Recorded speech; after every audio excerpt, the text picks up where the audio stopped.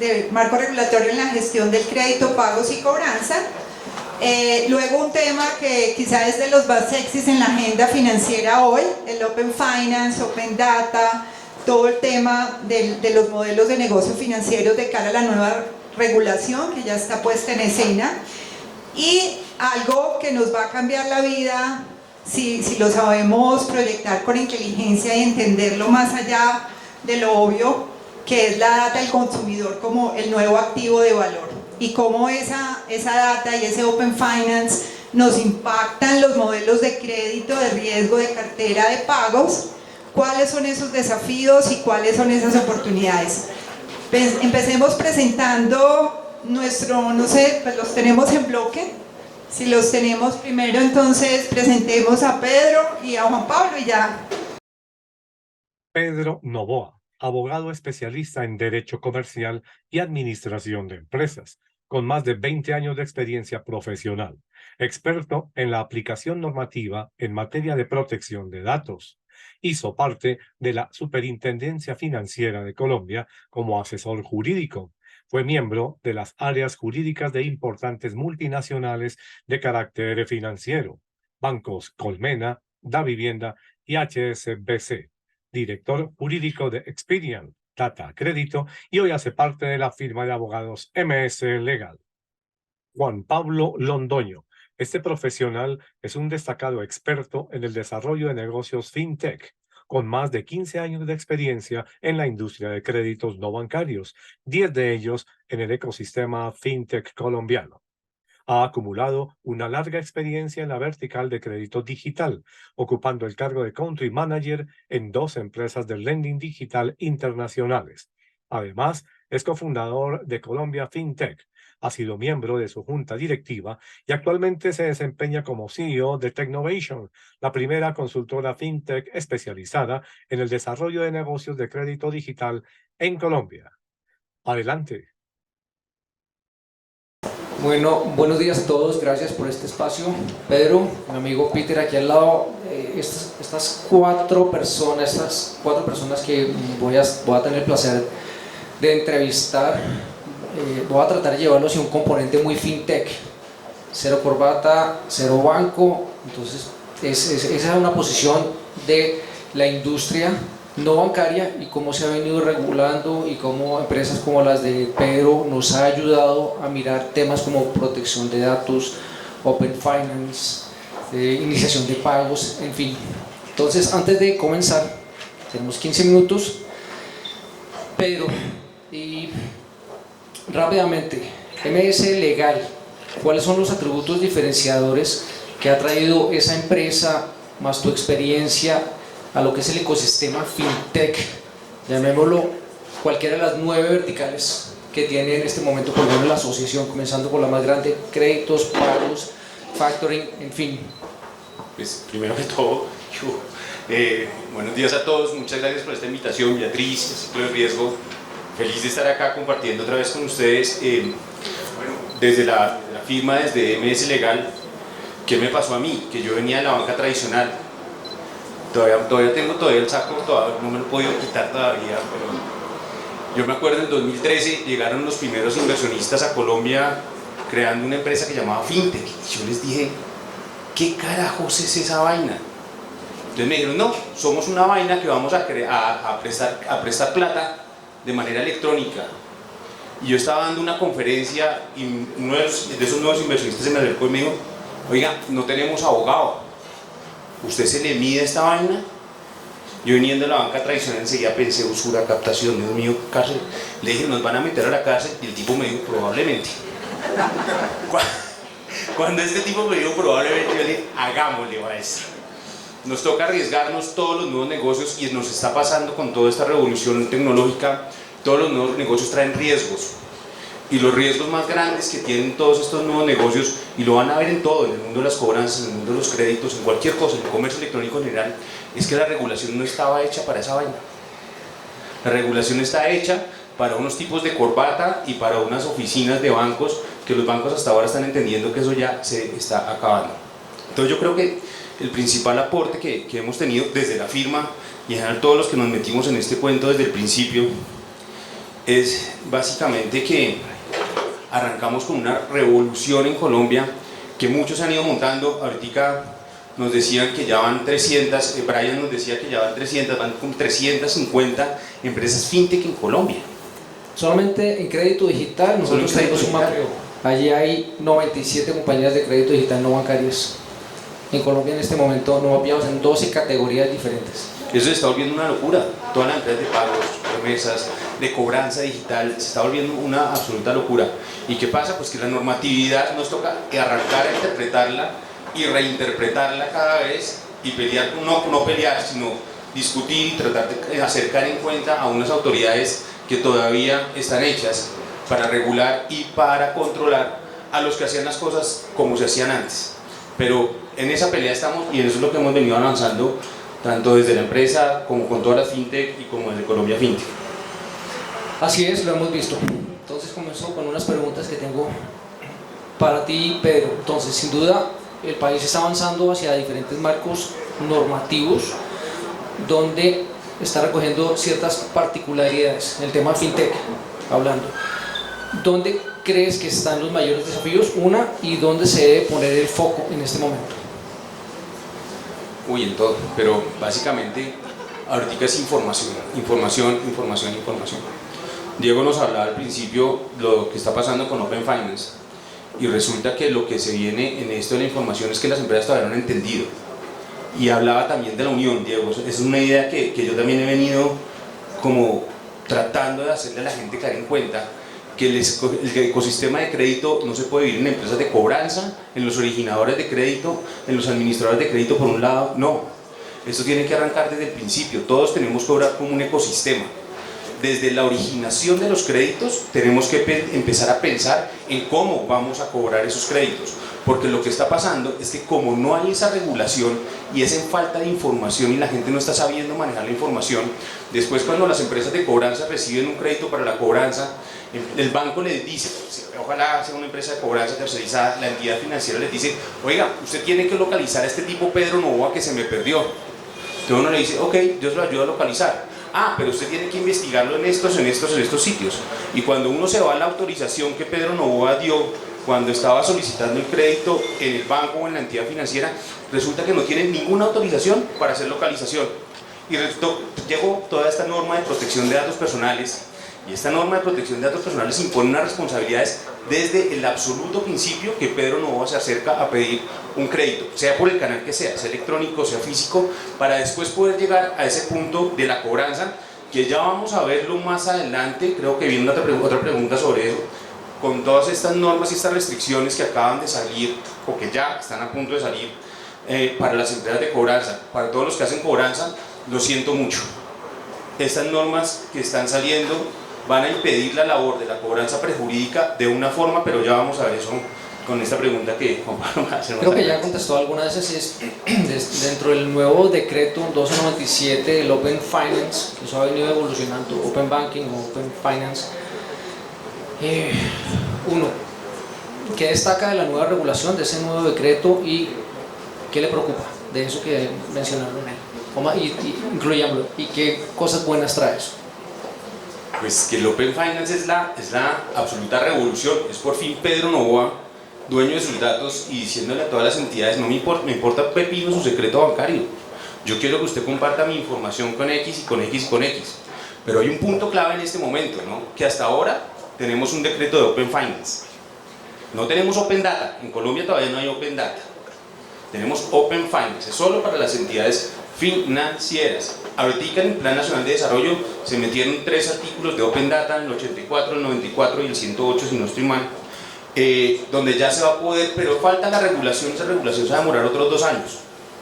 En este momento lo que tenemos de Open Finance es ese decreto, que además lo dice en un solo párrafo, que se van a poder compartir los datos, y viene una regulación que es el que la hemos estado estudiando, de la Superintendencia Financiera, para permitirles a los bancos aplicar todo esto de Open Finance. Una regulación que yo la veo todavía un poco coja, porque está dando la autorización para que yo pueda decirle al banco, o a la entidad financiera, porque es para la entidad financiera general, que comparta mis datos, pero es una autorización que yo doy al principio. Pero entonces, ¿qué pasa cuando alguien va a requerir los datos con posterioridad para buscar a Pedro Novoa que dé una nueva autorización? Además, son autorizaciones que solo duran un año. Hay que hacer mucho con esa regulación. Es decir, estamos en la semillita del Open Finance, tenemos que abrirnos al Open Data, que es la que incluye todo el mercado, todavía no ha pasado eso, y esa semillita del Open Finance no está saliendo en mi concepto también desde la Superintendencia Financiera. Toca hacerle unos cambios a esa regulación que están haciendo desde la Superintendencia Financiera. Ok, gracias. Y los tres factores fundamentales de cualquier modelo de negocio, fintech hablando, que debería tener en cuenta una compañía nueva, andando, escalando, para asegurarse al marco regulatorio actualmente. ¿Qué sería lo clave en términos generales? No la había visto, maestro. Protección de datos. Bueno, Yo se lo mandé, ya está. No, pero igual. Lo primero, ojo, protección de datos, por lo que más están sancionando las empresas en este momento, y además que acuérdense que la Superintendencia Financiera tiene una cosa, que regula solo a las entidades financieras, y la Superintendencia Financiera, yo siempre he dicho, consiente a sus entidades financieras, pero los que no están regulados por la Superintendencia Financiera se van para la Superintendencia de Industria y Comercio, esa sí no consiente a nadie. ¿Qué cosa, cómo funciona la Superintendencia de Industria y Comercio? Y además háganles caer en cuenta de la evolución que ha tenido todo esto, no va a pasar. Ya el perro bravo ya no es la DIAN, sino la Superintendencia. Entonces, 1, información, pilas con protección de datos personales. 2, información al cliente. O sea, si están haciendo comercio electrónico, si están haciendo con páginas de internet, todo esto, hay una cantidad de cosas que la gente no toma en cuenta, que tienen que tener las páginas de internet. Solo les voy a decir unos datos que tienen que tener de protección al consumidor. Transparencia. Tienen que tener un loguito de la Superintendencia, que nadie tenga en cuenta esas cositas, que es pura normatividad de protección al consumidor. Todos los que tienen una página de internet que trabajan con consumidor final tienen que tener un loguito que diga Superintendencia de Industria y Comercio, pero no un loguito apagado, sino un loguito que cuando yo le dé clic al loguito me envía al área de peticiones, quejas y reclamos de la Superintendencia de Industria y Comercio. Un datico de las páginas de internet. Segundo, cosas por las que han sancionado ya empresas. Todos los que tengan una página de internet que tengan contacto con el consumidor final tienen que tener publicado el NID y todos los datos de contacto de la empresa. Tienen que tener publicadas unas políticas de privacidad, tienen que tener unas autorizaciones, tienen que tener una cantidad de cosas que uno hombre, cuando uno va a hacer negocios, uno quiere hacer el negocio, que produzca el negocio. Y ahí es cuando llegamos los abogados y le decimos, muy buena tu idea, pero, entonces, pilas con todos esos detalles de normas de protección al consumidor, 1480, ley 1368, y todas las resoluciones de la Superintendencia de Industria y Comercio. El tema de la tasa de usura, líneas de crédito digital, es fundamental. Ahí sancionan mucho. Bueno, siguiente pregunta. Entonces, ¿cómo se deben preparar las áreas de cobranza? Ya lo había mencionado, sobre esta nueva normativa. Esto es ley 384 del Senado. Es el proyecto de ley 384, está para sanción presidencial. O sea, eso se llama deje de fregar. Deje de fregar. Más otras normas. Deje de fregar. Más otras normas que están saliendo.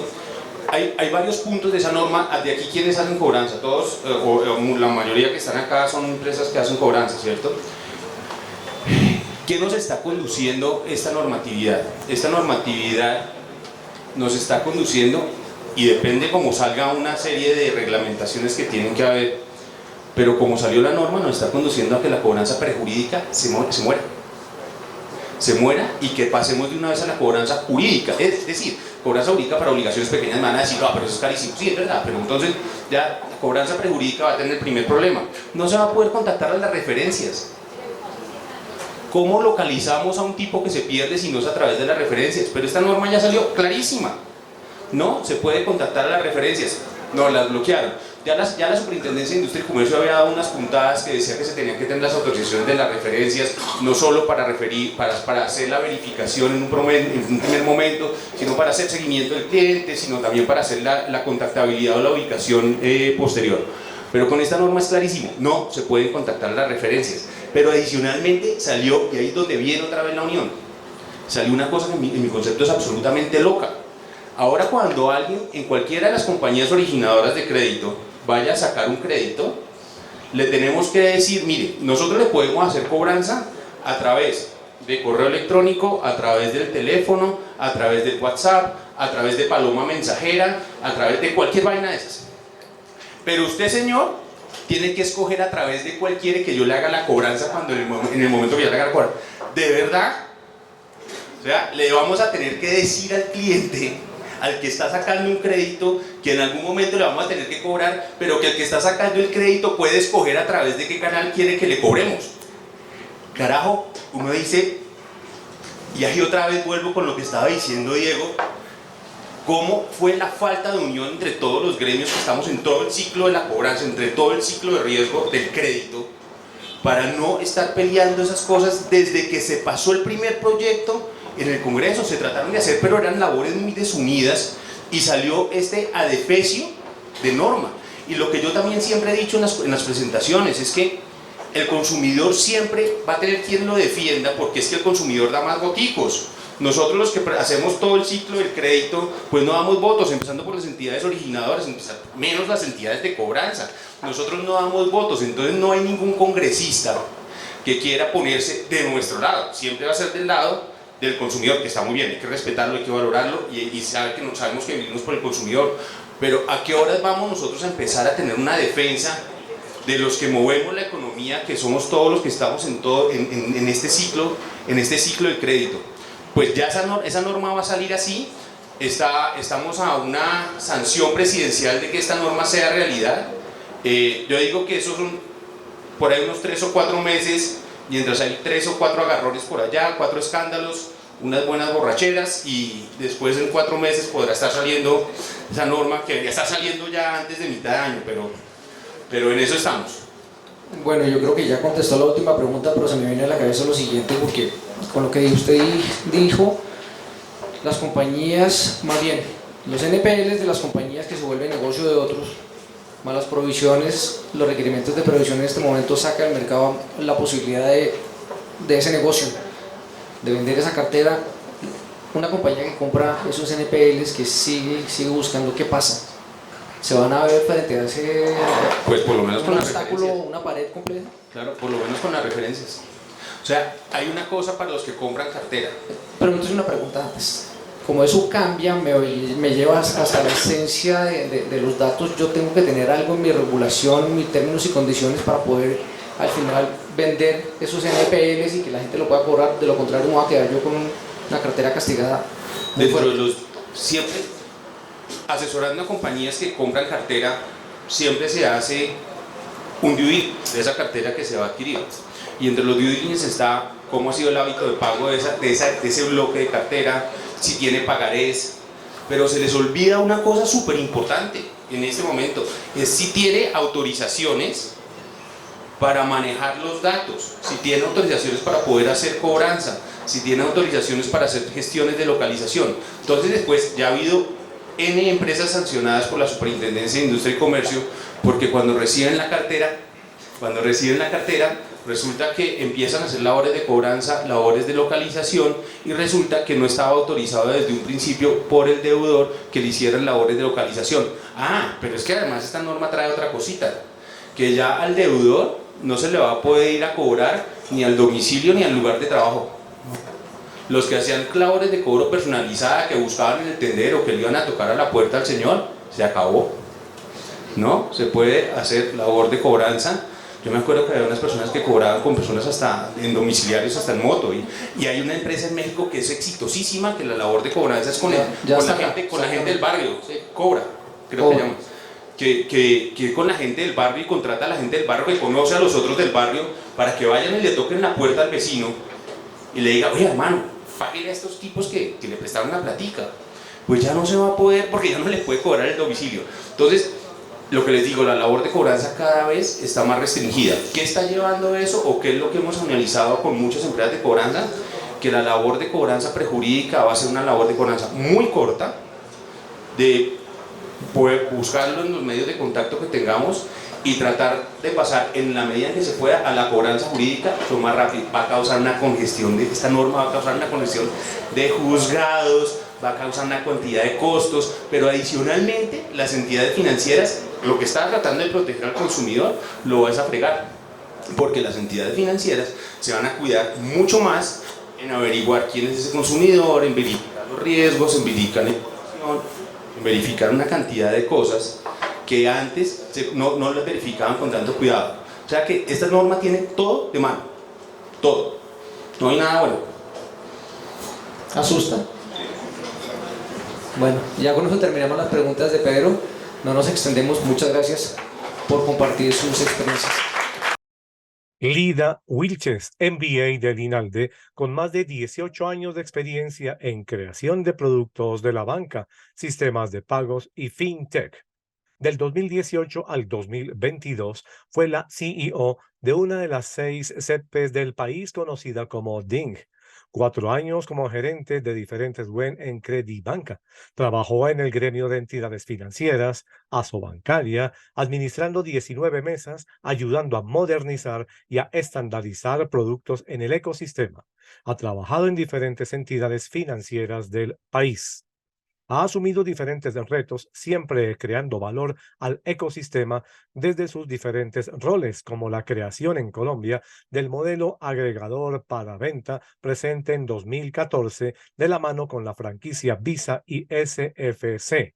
En 2019, acompañando la primera CEP en participar en el Sandbox con la SFC. Pertenece al grupo de mujeres FinTech de Colombia y Women FinTech de Colombia FinTech. Reconocimientos especiales en 2021 fue la mujer 39 de las empresas colombianas nominadas por el diario La República y en 2019 la octava mujer que se destaca en la industria FinTech por Colombia FinTech. Impresionante. El trabajo que han hecho de mujeres FinTech es enorme. Lo estamos viendo hacia el interior. Bueno, Lida, la misma pregunta para todos. En la compañía en la que estás, para que la gente conozca un poco sobre el contexto tuyo, ¿cuáles son los atributos de esta compañía de pagos, por llamarlo así, o de iniciación de pagos, que se diferencia de otros modelos de negocio que han hecho para mejorar, llamémosle, la economía o la inclusión financiera, cualquier tema que tú consideres importante a grandes rasgos? Bueno, primero que todo, pues gracias Juan Pablo, gracias Beatriz. Para los que no saben, trabajo en una empresa que se llama Refácil, antes conocida como Superpagos. Realmente esto es una empresa colombiana que tiene sede en Pereira y lleva 4 años en el mercado, pero sus fundadores llevan más de 20 años, digamos que en este tipo de negocios. Entonces los atributos que tiene esta compañía que lo diferencian es que como los fundadores vienen de este mundo desde abajo, comenzaron por ser tenderos, luego distribuidores, etcétera, es un caso bonito de verdad de emprendimiento y cómo se vuelve una compañía grande en Colombia. Y entonces acá los diferenciadores es que a diferencia de otras compañías que hacen esto, pues hay un conocimiento y una vivencia innata y que ha permitido acompañar y entender las necesidades de este tipo de negocios, ¿sí? Que todos queremos llegar, pero muy pocos sabemos llegar. Entonces, ¿para qué? Para acompañarlos, para hacerlos crecer. También disponibilizamos un ecosistema transaccional que les permite a ellos tener otras entradas diferentes a las que tiene su negocio tradicional, permitiéndoles a ellos claramente seguir creciendo económicamente en este mercado, con más de 35.000 puntos a nivel nacional, que es como el negocio tradicional que tienen.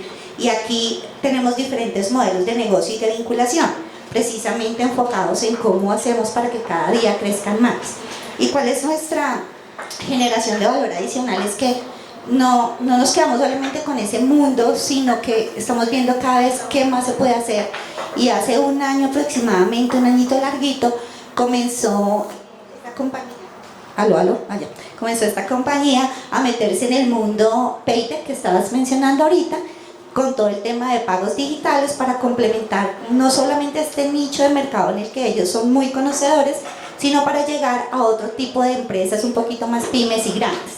Y la generación de valor a estas empresas, estos 35.000, es que les estamos ofreciendo también pagos alternos para educarlos de que no solo reciban pagos en efectivo, que pues sigue siendo el rey aquí en Colombia, sino que también vean las ventajas de recibir pagos digitales. Es difícil, es bastante difícil, porque esto para ellos conlleva un costo que no ven otras ventajas. Entonces lo que estamos haciendo desde la compañía es asumiendo estos costos financieros o estos costos de las billeteras, porque pues eso cuesta, pero para ellos no. y cómo lo estamos de alguna forma monetizando con otros servicios que son de su día a día. Pero la compañía está asumiendo estos costos, ¿para qué? Para hacer campaña de que el efectivo pues se puede manejar con pagos digitales, digamos, y que les den otras ventajas. Simplemente como unas cifras aquí rápidas, en el primer Q del 2022 se movieron en pagos digitales alrededor de 52 billones de pesos, y en el primer Q de este año la cifra subió a 137 billones de pesos, de los cuales se hicieron el año pasado, en el 2022, alrededor de unas 500.000 transacciones en pagos digitales en Colombia, y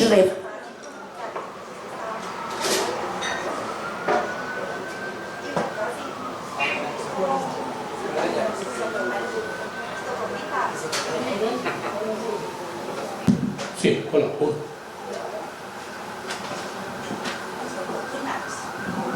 Y Refácil como tal aportó en ese año alrededor del 10% de esas transacciones. Entonces vamos creciendo, lo vamos haciendo poco a poco, viendo cuáles son estas necesidades, cómo los educamos, y la otra punta donde estamos generando valor también es en el tema del crédito. Estamos llegando a estos negocios que todavía, y ustedes lo conocen más, tú lo conoces más, Juan Pablo, sigue siendo digamos que una barrera para todos estos negocios que son en las zonas rurales, donde tenemos bastantes nosotros, que accedan a este crédito, es muy bajo. Entonces se hizo un piloto el año pasado con 100 de estos negocios, dándoles crédito porque los conocemos y sabemos cómo nos pagan. Entonces pusimos los créditos acá, y esa es otra línea de negocio que este año sale también para darles capital de trabajo y que sigan creciendo de la mano de Refácil. Te acabas de decir algo importante, y es la data. Ya llegamos allá. Bueno, Dani, en noviembre hasta enero la informalidad está en el 58%. Y el efectivo es el rey. Vamos a hacer un par de preguntas. Entonces ahí hay un reto muy grande de ustedes de hacer esa conversión del efectivo a la digitalización. Bueno, entonces tengo unas preguntas para ti, varias. Entonces, tres premisas, dime, estratégicas que le permiten, por ejemplo, a Refácil avanzar con mayor velocidad y destacarse pues, frente a la competencia y ser esa compañía ganadora y que ha entendido cómo transformarse o transformar el ecosistema.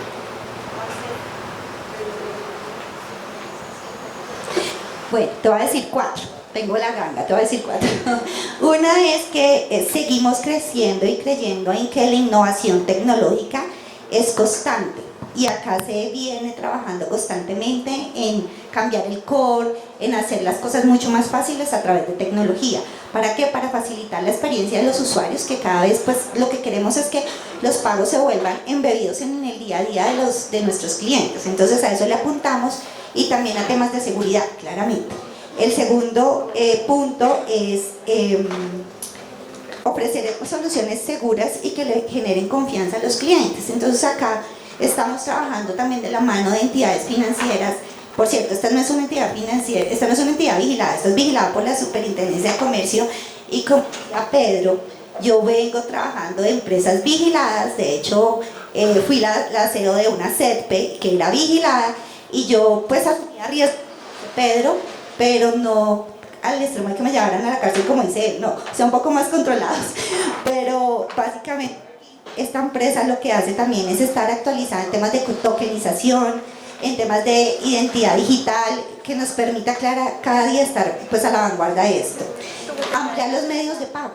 Digamos que acá nosotros hemos visto, y por unas estadísticas que leí hace mucho tiempo en la Cámara de Comercio de México, que no recuerdo cómo se llama ahorita, pero decía que cuando tú entrabas a hacer pagos por internet, el 50% de los pagos en internet se perdían. O sea, la gente, ¿por qué? Porque no encontraba el método de pago que usualmente utilizaba. Y que de ese 50, el 30% utilizaba una segunda opción. Y si no se pasaba, pues se perdían los clientes. Entonces acá estamos convencidos de que tenemos que tener la mayor cantidad de medios de pago para que le lleguen a la zona que tienen que llegar y donde se mueven más. Entonces en eso venimos trabajando en un centralizador para esto y que sea fácil de implementar. Y por último, la personalización. La personalización, tenemos nuestro sistema es API, súper abierto, y tenemos cómo personalizarlo con las diferentes empresas. De hecho, ya tenemos varios clientes que utilizan nuestra solución y está la marca de ellos, no la marca nuestra.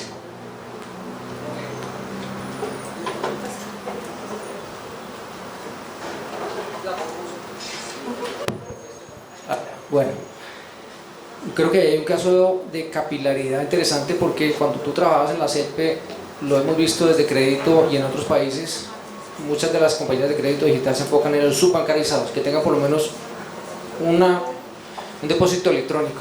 Entonces estas compañías logran transformarlo, traerlos, bancarizarlos de alguna manera, y se vuelve un cliente objetivo de las compañías de crédito digital. Eso es algo interesante y tiene mucho que ver con el Open Finance, porque esa data pues se necesita desde una compañía de crédito digital.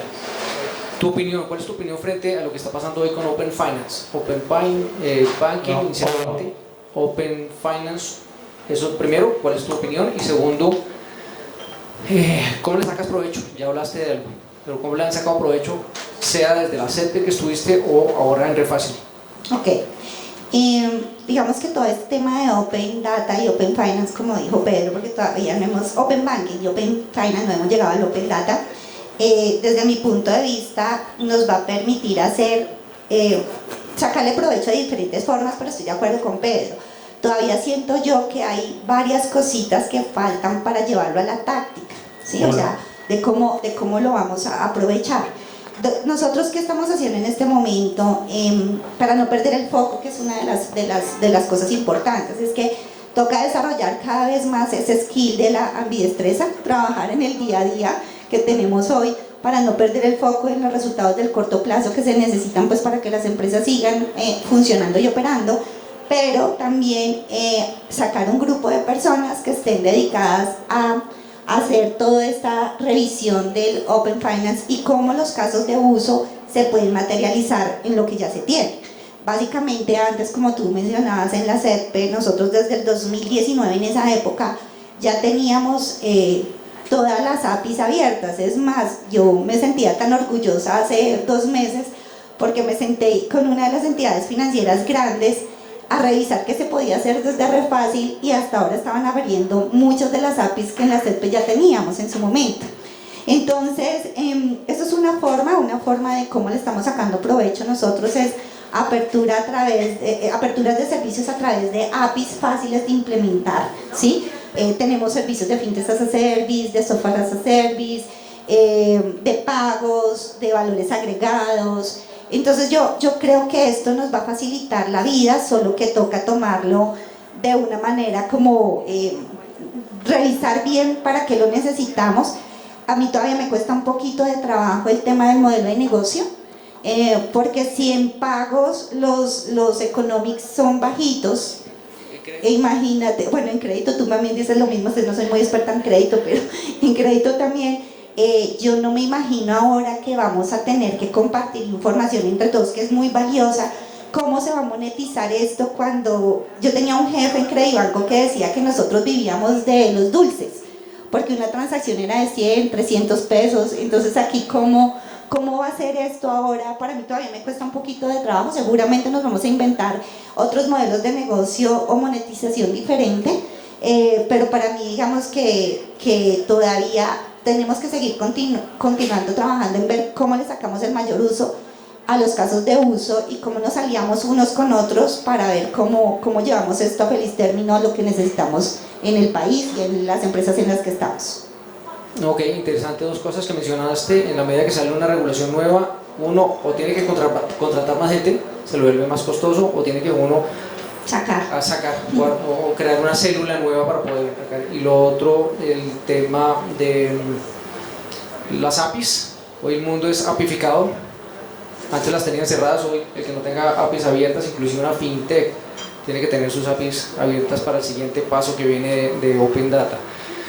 Tú ya hablaste de las oportunidades y riesgos y amenazas que has visto del Open Finance. Listo, del Open Finance, mira que riesgos, a mí me parece que las alianzas, van a existir alianzas o ya se están dando alianzas entre grandes compañías. Entonces bancos con, no sé, empresas, otra empresa gigante que tenga información, que les permita de alguna manera llegar a acuerdos para monetizar. Y entonces yo me pregunto en qué etapa opuesto están las otras fintech que no son tan grandes, ¿sí? Para poder llegar, digamos, y acá lo que estamos viendo es la guerra que está sucediendo por llegar primero. O sea, de hecho nosotros ya hay 4 bancos que nos están buscando para llegar a esos 35.000 comercios, porque el que llegue primero ahora es el que va a poder tener el QR interoperable, pero que a la final, si tú lo tienes con una entidad, no lo vas a poder sacar con otro. Entonces, aquí el riesgo también es cómo hacemos, y pues lo hemos preguntado y todavía no está tan claro, cómo se va a hacer para poder cambiar de una entidad si uno quiere, porque pues uno tiene el derecho de poder cambiar, y eso no está tan claro todavía definido en estos modelos. Claro, más riesgos es que van a entrar muchos más actores al sistema. ¿Y cómo se ve un riesgo? Eso, digamos que la competencia es buena y demás, pero el riesgo es en cómo generamos de verdad entre todos y entre más actores, porque no lo hemos podido lograr con los que hay, una interoperabilidad ágil y rápida. Creemos y tenemos fe que con lo que está haciendo el Banco de la República con los pagos instantáneos va a ser así. Sin embargo, a mí me cuestiona un poquito porque vamos a trabajar sobre lo construido, es la palabra ahora clave de esto. Pero la historia nos ha mostrado que cuando hacemos esas cosas no nos sale como queremos que salgan, entonces no somos tan ágiles en masificar, porque pues hay, digamos que intereses de otra índole ahí. Entonces el tema de Brasil, de Pix, que no trabajó sobre lo construido, sino que de alguna forma lo hizo nuevo, hizo que todos se fueran para allá. A mi modo de ver, es muy personal, me parecía que es mejor, porque aquí hemos tratado de hacerlo de a poquitos y no nos ha funcionado. Entonces yo sí siento que tenemos que hacer algo diferente para que las cosas pasen más rápido. Y finalmente, otro riesgo, otro tema que hay acá es cómo todos los que ya están funcionando, ACH, Credibanco, Redeban, todos los bancos, van a comenzar a manejar esto teniendo la sombrilla del Banco de la República sin retrasarlo un poco. O sea, más que todo el riesgo es como para los consumidores finales, o sea, cómo vamos a recibir esto y qué agilidad, teniendo en cuenta que si trabajamos sobre lo construido, pues ya hay unos sistemas que están operando por un lado que tienen un caso de modelo diferente. Si lo metemos acá es a cero costo, entonces ¿eso qué va a pasar? Yo ahí todavía tengo como mis dudas sobre lo que ya estaba antes. Lo nuevo pues funciona más ágil seguramente, y eso también conlleva a temas de priorización. O sea, nos toca ahora depender de terceros para meternos en la jugada a los iniciadores de pagos, y un poquito más de lo que te decía, en qué puesto estamos para poder participar.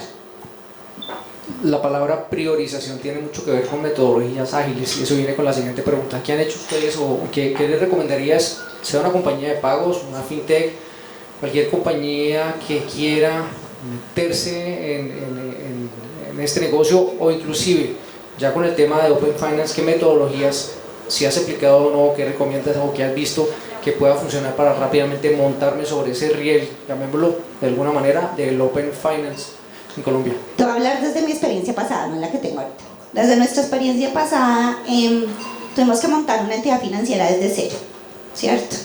Entonces, eso implicaba diferentes retos: pasar del papel a la realidad, y hacerlo en un tiempo récord. En ese momento era propiedad de Credibanco, entonces tenemos el reto de no ser legacy en los sistemas que ellos tenían, sino hacerlo aparte. Entonces, yo no creo que exista como una metodología o que uno pueda copiar. Realmente eso nace como del ADN de cada uno. ¿Cuál fue nuestro reto al iniciar la compañía de DIN, la ZP que lideré? Era tener un ADN innovador realmente, ¿sí? Un ADN innovador y no conformarnos en que no se puede. O sea, había muchas cosas en la reglamentación, como decía Pedro ahorita, en las CEPES, en ese momento estoy hablando del 2018, que era una reglamentación que tenía muchas interpretaciones y muchos vacíos. Entonces uno llegaba a la superfinanciera a decirle, bueno, necesito, y éramos con sentido adquirente, la primera CEPE con sentido adquirente. Entonces íbamos a decirle al gobierno, venga, ¿cómo puedo abrir una cuenta internacional si todavía no me han dado la licencia? Y esto es el huevo de la gallina. Entonces realmente le toca a uno Utilizar de cada una de estas metodologías, nosotros implementamos Design Thinking, de hecho implementamos en ese momento prototipados, pero prototipados simples, no prototipados con figmas y demás, sino es más, lo hacíamos en cartoncitos y salíamos a mirar rápidamente qué podía funcionar. Utilizamos también todo este tema de metodologías ágiles, teníamos nuestro Scrum Master, nos enseñó de Scrum Master, nos enseñó de los daily, de los retrospectivas y demás, pero realmente hicimos una combinación de muchas. O sea, nosotros fuimos en el camino viendo qué nos funcionaba y qué no nos funcionaba, porque lo que queríamos era nosotros nos denominábamos en ese momento una fintech regular, porque queríamos actuar con la agilidad de una fintech, pero teníamos a la superintendencia financiera, y a diferencia de Pedro, yo lo decía ahorita ya sentada, yo decía que la superfinanciera fueran más laxos con los vigilados, no lo tengo tan claro, no lo viví tan así. De hecho, éramos una fintech que le exigían como si fuéramos un banco tradicional. Teníamos que tener oficial de cumplimiento, teníamos que tener seguridad y no generábamos los ingresos de una entidad vigilada. Entonces, yo creo que eso depende mucho del ADN, de lo que quiere la compañía, dónde quiere llegar, y utilizar lo que le sirva de cada una de estas metodologías para que de verdad, si tu foco es, como teníamos nosotros, salir rápido, tratar de eliminar barreras y demás, utilizar lo que más nos funcionaba en ese momento, adaptándolo a la realidad de la compañía. Ok, excelente. Última pregunta antes de que se suba la temperatura a 40 grados en este mezanín. Tiene que ver con recursos humanos, con la cabeza, con el liderazgo. ¿Hay transformación también en el liderazgo de los equipos? ¿Cómo lo has afrontado? ¿Cómo lo ves? Sí, de hecho, venía yo de estar siempre en una entidad corporativa que tiene sus procesos, que tiene su caja. Sí, que a uno cuando está empleado y tiene un cargo en una empresa, en un banco, de hecho trabajé en varias entidades financieras, trabajé en Credibanco, y a uno no le preocupa la caja, o sea, digamos que eso sí, a uno le pagan, o sea, estando ahí, salir a asumir el reto de montar una fintech que tenía papá rico, en ese momento pues era Credibanco, tenía papá rico, pero no teníamos las capacidades de Credibanco. Entonces claro, a uno le cambia el mensaje del liderazgo, de todos, digamos que comenzar por pensar en que, lo que te digo, salirse de la caja, ser más flexible. Yo me acuerdo, y de hecho hay una persona que viene conmigo, que trabajó conmigo en la CEP y ahora trabaja donde estamos, que era mi vicepresidente de negocios en ese momento, que yo los devolvía diciéndoles, no me sirve eso, o sea, tiene que ser más fácil, ve y piensa cómo es, cómo se hace y cómo logramos que sea más fácil. Entonces, digamos que el ADN viene desde arriba, desde que le den a uno la capacidad de poder pensar diferente, de poder ser flexibles, de poder ser colaborativos. De hecho, nosotros hicimos una estructura muy básica. Pues sí, yo era la líder en ese momento y tenía mi segunda línea, pero de ahí en adelante todos éramos iguales. O sea, de hecho nos sentábamos no se sabía quién era el jefe en ese momento en muchas decisiones, porque lo que queríamos era que salieran las cosas bien y no tener un protagonismo. Es más colaboración y ser más, remangarse las mangas y no aceptar un no. O sea, eso creo que se los enseñé a todos, y era cuando me venían y decían, no, es que tenemos un formulario de Credibanco de 80 campos que no podemos quitar. ¿Cómo que no podemos quitar? Se tiene que poder quitar, miremos cómo hacemos. Entonces, varias de esas cosas es un reto siempre, y tienes que estar flexible y pensar diferente y escuchar a la gente. Ok, Lidia, muchísimas gracias por compartir tu experiencia, súper valioso. Muchas gracias a todos. Terminamos algo de pagos y vamos a traer un componente de crédito digital desde dos segmentos diferentes. Isamar Mesa, licenciada en Matemáticas con maestría en Analítica para la Inteligencia de Negocios de la Universidad Javeriana. 9 años de experiencia en el manejo de riesgo de crédito a nivel latinoamericano. Bienvenida. Mauricio Ángel. Cuenta con experiencia de más de 20 años en implementación de originamiento de créditos, microcrédito y créditos en la modalidad de libranza para pequeños empresarios, emprendedores y personas naturales de forma tradicional, y en los últimos 5 años a través de nuevas tecnologías, administrador de empresas y magíster en microfinanzas. Mauricio, bienvenido. Gracias, Isa. Mauricio, bienvenidos. Son dos personas que traen mucho conocimiento profundo, hasta el tuétano en temas de crédito digital, riesgo, y que tiene mucho que ver con Open Finance. ¿Cómo utilizo yo esa data de terceros para alimentar mis modelos de riesgo? ¿O cómo hago yo, en el caso de las libranzas, con este nuevo decreto, a ver si las pagadurías me dan acceso a la información de los usuarios? Hay unos retos interesantes. Entonces, comencemos cada uno. Isa, la misma pregunta. Desde tu compañía, desde RappiCredit, ¿cuáles son los atributos diferenciadores que tiene RappiCredit como modelo de negocio y como generación de valor al ecosistema, no fintech, financiero, del dinero de la gente? Sí, bueno, RappiCredit es una fintech que está en Colombia, operamos en toda Colombia a nivel digital, damos créditos de urgencia, bajo monto, corto plazo, se tiene que pagar entre 5 y 30 días ese crédito, y estamos muy enfocados en la base de la pirámide. O sea, nosotros damos créditos a la población de estrato 2, estrato 3, que se gana 1,5 salarios mínimos, que a veces para resolver pues, sus temas de urgencia acuden al gota a gota. Entonces nosotros digamos que tratamos de dar esa solución para que no vayan al gota a gota con todo lo que eso implica. Tenemos entonces hoy un mundo de clientes que ganan 1,5 salarios mínimos, que ya la banca no los atiende o nunca los ha atendido, porque incluso nosotros aprobamos créditos a personas que están reportadas negativamente en centrales de riesgo. Y lo que nos dimos cuenta es que ellos aprecian mucho, uno, la simplicidad en el proceso. Nosotros no le pedimos papeles, temas, sino que en 5 minutos pueden solicitar el crédito. Lo otro es que tenemos una promesa de valor de desembolso muy rápido a su cuenta bancaria, entre 2 y 24 horas. Y digamos que nos tienen que pagar el crédito sí entre 5 y 30 días, pero eso también es un poco complicado para los clientes. Entonces lo que ofrecemos finalmente al momento del pago es facilidades de pago. Entonces creo que esas 3 claves agregan mucho valor a nuestros clientes. Facilidad en el pago, desembolso, y que puedan tener. Hay otras más. Emergencia, o sea, ustedes son un solucionador. Otra, no gota a gota. No.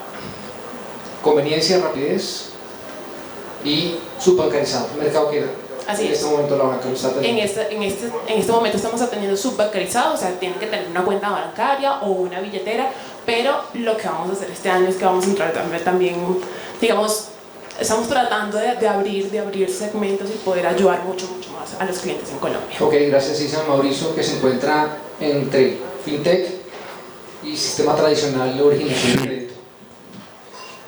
Buenos días a todos, gracias Juan por la invitación y al ciclo de riesgo. Menos mal no tenemos vestido de corbata en este momento. Acerca, profesora. Hablo, ahí. Menos mal no tenemos vestido de corbata, si no sería terrible.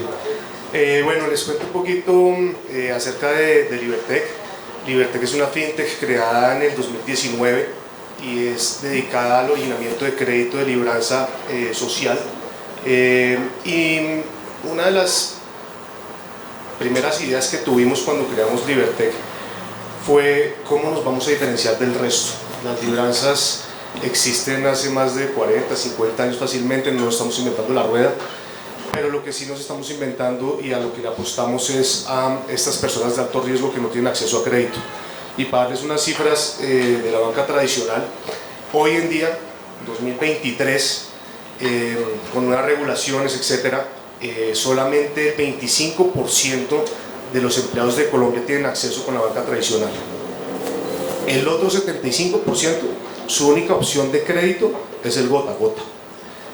Y esto pues se debe mucho a temas de modelos de créditos o matrices de riesgo primitivas, y también, lo hablamos el otro día, un tema de la regulación colombiana que por más de que intenta apostarle a la inclusión financiera, lo que hace es excluirla, por precisamente todas las leyes que hay en cuanto a normativa en el sector tradicional, en el bancario. Entonces, ¿qué es lo que me gusta de las fintech?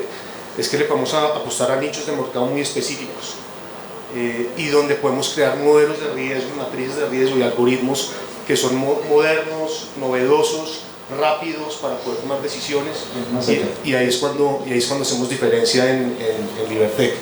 Le apostamos a lo social.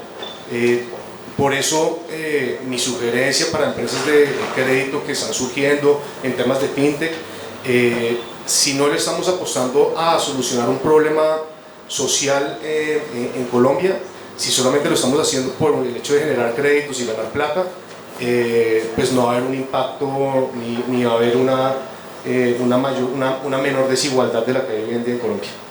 Ok, estaba asegurándome que no me ha contestado alguna pregunta por adelantado. Listo, Isa. Entonces empecemos. Esta es una sección que tiene como unas 4 preguntitas. Las leo textualmente de 2 en 2. ¿Qué destacas tú del Open Finance? ¿Qué te preocupa desde la perspectiva del riesgo? Ella es la Chief Risk Officer de RapidCredit, es la que se cranea los flujos, los modelos, la data, todo. ¿Y dónde ves tú las oportunidades del Open Finance? Bueno, el Open Finance y el Open Data me gusta, obviamente. Ahí hay información, data alternativa. Pero para lo que está... Aunque hago una aclaración, Sí. Open Data no ha llegado a Colombia. Exacto. Dentro del argot fintech uno dice data alternativa, Open Data, saca información psicográfica, cómo se comporta la gente comprando en internet y uno se alimenta de ello. Exacto, entonces por ahora, digamos, hablando solo del Open Finance, una de las ventajas que le veo es que vamos a poder tener información, o al menos yo en mi nicho voy a poder tener información transaccional de la información de los pasivos, que eso es muy importante. Hoy tenemos información de los pasivos, pero solamente cuántos tienes, qué cuenta bancaria tienes, dónde la tienes y ya. Ahí hace match perfecto Open Finance. Pero perfecto.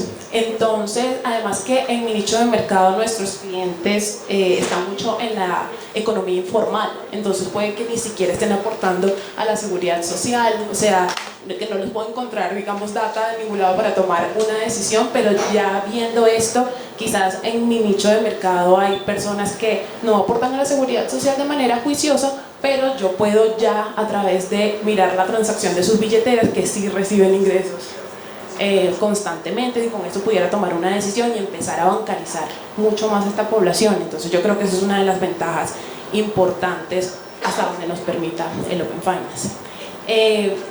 ¿Qué veo yo que pudiera ser un problema? Creo que veo como dos retos más que problemas. El primero es que hay que tener, o sea, hoy algunas empresas, las empresas reguladas, obviamente pues todos tienen su estructura de datos, pero cada quien tiene su formato de datos. Entonces creo que tiene que haber un entrenamiento en cómo manejar data gigante y que nosotros pues con cada una de las estructuras poder analizar esos datos. Y lo otro es que sí, las entidades financieras van a tener sus APIs y yo voy a poder ir a consultar a través de un tercero o directamente esa información, muy chévere, pero ¿eso cuánto me va a costar? No tengo ni idea. Costos, Ajá. reto. Y no es claro. Entonces, eso puede encarecer la evaluación de los créditos y eso pudiera ser quizás un reto que si no se controla, pues a futuro puede disminuir ese incentivo de hacer esas consultas y al final nos quedamos igual como estamos en este momento. Entonces yo creo que eso hay que aclararlo un poco más. Tengo muchas dudas en ese tema de los costos y bueno, y el entrenamiento de los datos. Lo bueno es que vamos a arrancar con Open Finance, que las entidades reguladas tienen su estructura de datos, pero cuando entremos, ojalá, en Open Data, allí va a haber un reto muy chévere. Retos y yo creo que fortalezas, porque monetizar una compañía de crédito digital a 30 días, una tasa, así sea la usura, la máxima, no es fácil.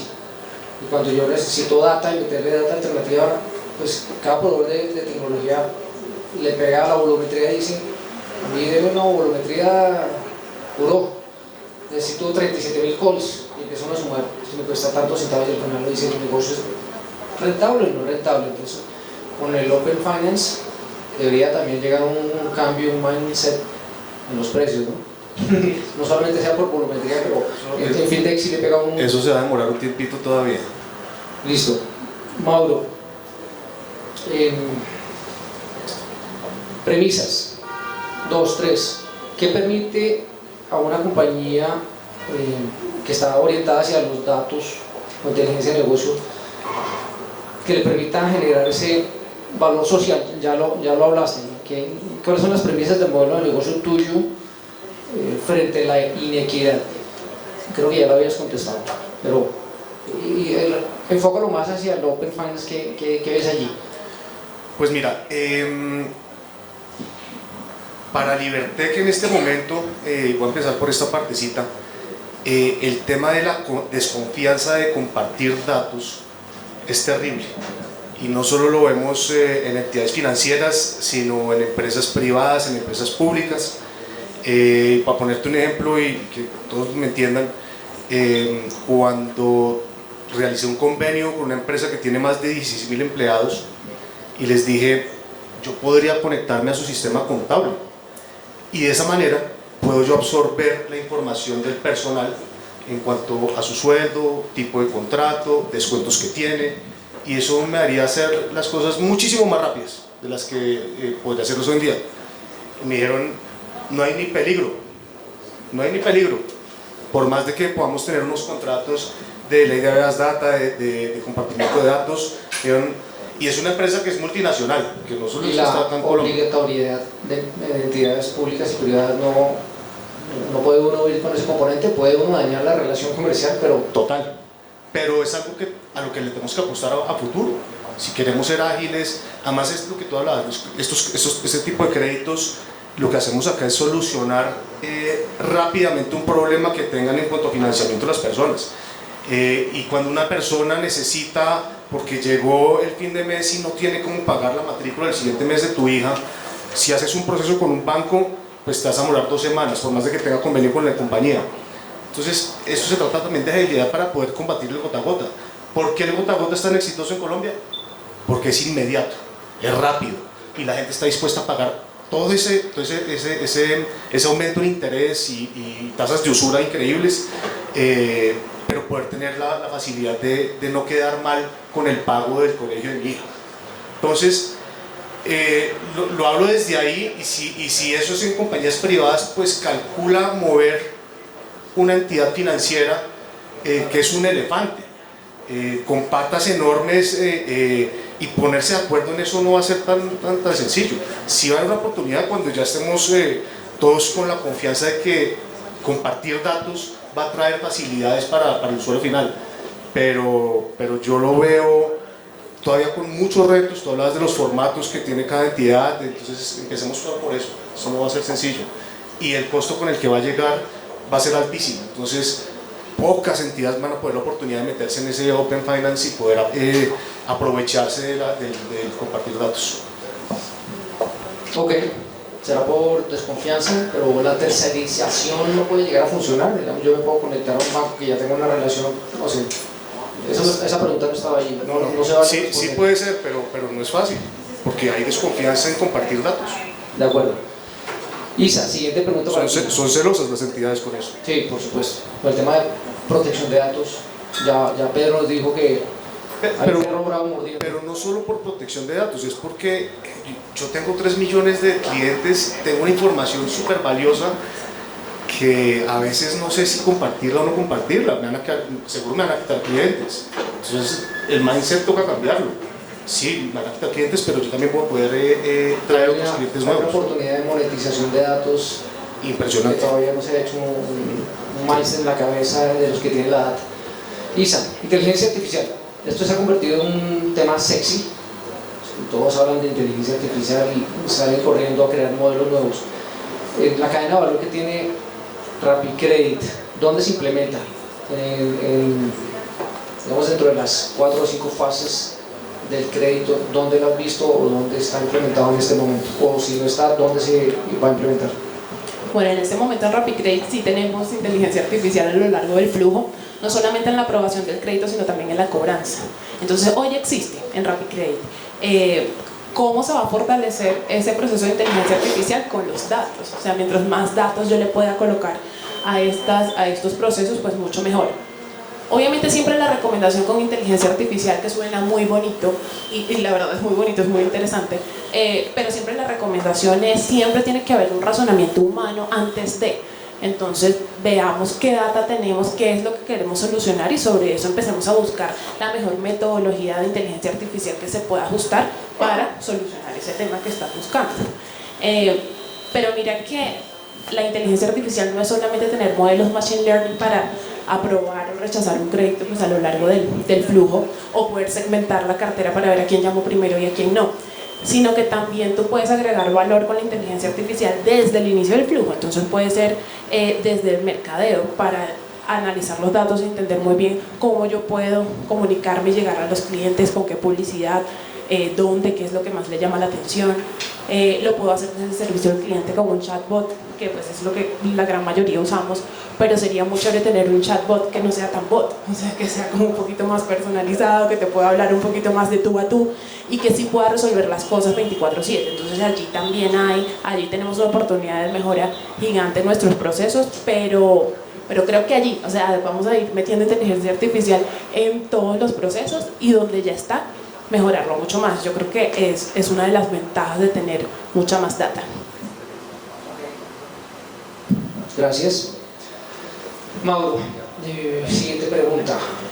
Vamos a desfile aquí de Miss Universo. El nuevo entorno de los negocios financieros, las finanzas abiertas, todo lo que estamos viendo, las nuevas plataformas, ya hay varias en el país funcionando. Eso permite la conexión, por supuesto, a los clientes y a la data de los clientes. Va a haber mucho intercambio de información. ¿Cómo proteger esa información? ¿Cómo proteger, por ejemplo, el tema de las libranzas? ¿Sí? Los descuentos que se están haciendo. Estamos hablando de cosas puntuales. Esta está más genérica, pero aquí hablando de libranzas. ¿Cómo proteger esa información? Porque no se trata de enriquecer la data, que no se puede, sino de cómo yo me aprovecho esa data para generar nuevos modelos o aprovecharla. Pues primero contrate a Pedro para que le haga una asesoría de cómo tratar Se esos fue, datos. le tenía una pregunta, pero se fue. No, creo que hay una cosa que nosotros empezamos a hacer en Libertech y fue empezarle a proporcionar datos mensuales o reportes mensuales que le llamamos UX Data a las compañías con las que trabajamos. En el tema de libranzas sociales o crédito social, eso sirve para poder que las empresas entiendan qué problemas están teniendo sus colaboradores. Cuando hay libranzas pero no hay data para analizar, pues las empresas privadas no tienen, o públicas no tienen cómo ver si sus empleados tienen problemas de salud, están teniendo problemas económicos, problemas de sobreendeudamiento.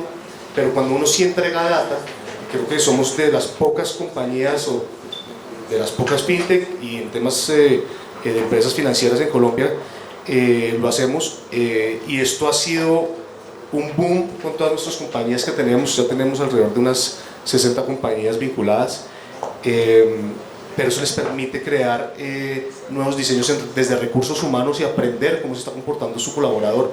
Mientras yo no aprenda cómo se está comportando mi colaborador fuera del ámbito de trabajo, no puedo darle mejoras en su vida laboral. Entonces, para mí esa es la clave del análisis de data para nosotros en el negocio de libranzas. La data es fundamental para proteger el nicho de negocio, el mercado de negocio, que no venga otro devorador y... Exactamente. Ok, muy bien. Seguimos con Isa y creo que es la última. ¿Cuál ha sido la pregunta sin responder en el tema de crédito digital? ¿En dónde se debe avanzar? Bueno, yo tengo todavía muchas preguntas sin responder, pero creo que podría destacar allí como un par. La primera es, mira que nosotros nos hemos enfocado mucho en nuestro nicho en estimar muy bien el ingreso de una persona, ya sea que lo busque en fuentes de aportes a la seguridad social, si no me hago un estimador con machine learning, ¿sí? Entonces yo trato de saber cuánto gana una persona, pero la verdad es que tenemos un vacío en gastos, en qué gasta la persona, cuánto gasta en temas de alimentación, de recreación, entretenimiento, ¿sí? En mercado. Esa es una información que hoy no la tenemos y que se ve buenísima como una oportunidad dentro de todo este mundo del Open, quizás no Open Finance, pero sí Open Data. Toda esa información transaccional de consumo. Entonces yo creo que allí hay un trabajo importante que hacer, porque eso nos puede ayudar un montón también a, pues, a todo el tema de la bancarización. Entonces yo creo que esa es una como de las preguntas que tengo todavía sin responder. Y la segunda, que también destaco en este nicho, es cómo nosotros desde las entidades, desde la fintech, podemos de verdad inculcar la educación financiera en la población que nosotros atendemos en Colombia. Me parece extremadamente importante. Hay clientes que nosotros mismos sin esa gestión podemos incluso deteriorar. Entonces vienen muy bien en comportamientos de pago y nosotros por no acompañarlos en esa educación financiera podemos deteriorar al cliente.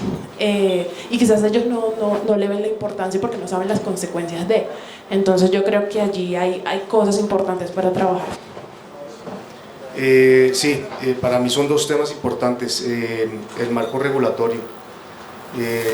Estamos atrasados en temas de flexibilidad para compañías, más que todo en el tema fintech.